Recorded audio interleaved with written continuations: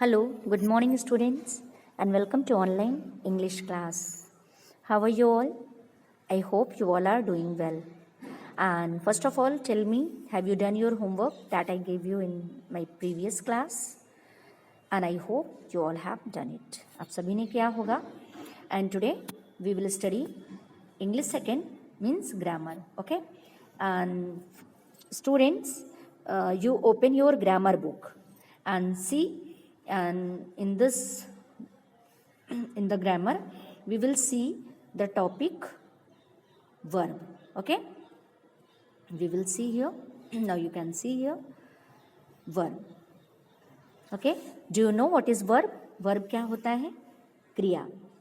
ठीक. So let's see here. Look and read. The wind blows the sheets away. You can see the picture.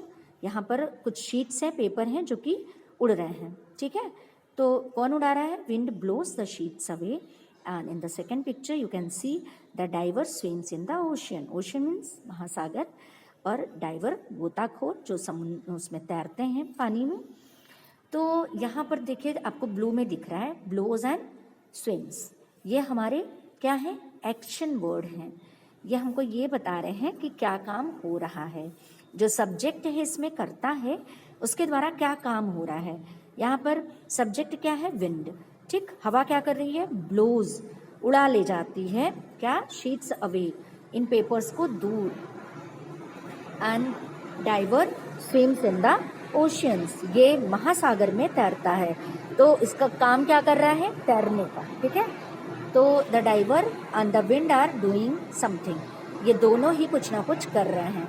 And the word swims and blows shows what they are doing. ये हमें ये बता रहे हैं कि वो क्या कर रहे हैं. These doing words are called verbs.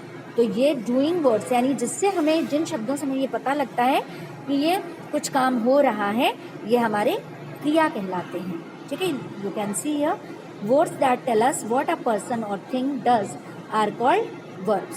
जिन शब्दों से हमें ये पता लगता है कि कोई व्यक्ति या कोई वस्तु के द्वारा क्या काम किया जा रहा है, तो वो हमारा वर्ब कहलाता है. And verbs show action, so they are also called action words और doing words. जो हमारे जो verbs होते हैं ये एक्शन बताते हैं, कुछ कार्य को बताते हैं, इसलिए इन्हें हम एक्शन वर्ड्स या डूइंग वर्ड्स भी कह सकते हैं. Okay, now you can see here a verb is a word that expresses an action or state of being. देखिए, ज़रूरी नहीं है कि जो वर्ब है, क्रिया है, वो सिर्फ कार्य को ही बताती है. कभी कभी हम कुछ काम नहीं भी कर रहे होते हैं तो भी जो भी हमारी अवस्था होती है, ठीक है, हम क्या हैं, ठीक है, हम क्या महसूस करते हैं, ये सब भी हम इसको वर्ब में शामिल करते हैं. इसे कहते हैं state of being. Now you can C, you can understand with this picture. Action, अब एक्शन जो वर्ड्स है वो क्या है? She ironed her dress. उसने अपने ड्रेस को आयरन किया, प्रेस किया. ठीक है, यहाँ पर काम हो रहा है, वो कुछ कर रही है. अब ज़रूरी नहीं कि हमेशा हम कुछ कर ही रहे हों. यहाँ पर स्टेट ऑफ बीइंग क्या है? She feels tired. वो बहुत ही थकान महसूस करती है. अब यहाँ पर वो लेटी है. ठीक है, जैसे हम सो जाते हैं या हम लेटे हैं, हम बैठे हैं, तो ज़रूरी नहीं कि हम कुछ कर ही रहे हैं, तो वो क्या कहलाएगा? एक हमारा स्टेट कहलाएगा, एक अवस्था कहलाएगी. ठीक है, जो कुछ भी हम किसी को प्रेम करते हैं, किसी के लिए हम कुछ हेल्प करते हैं, तो वो सब यहाँ पर जैसे ये नहीं होता कि हम कुछ काम ही कर रहे हैं, लेकिन क्या है वो स्टेट ऑफ बीइंग है. ठीक है, उसको भी हम वर्ब में रखते हैं. So students, today you right this definition in your copy.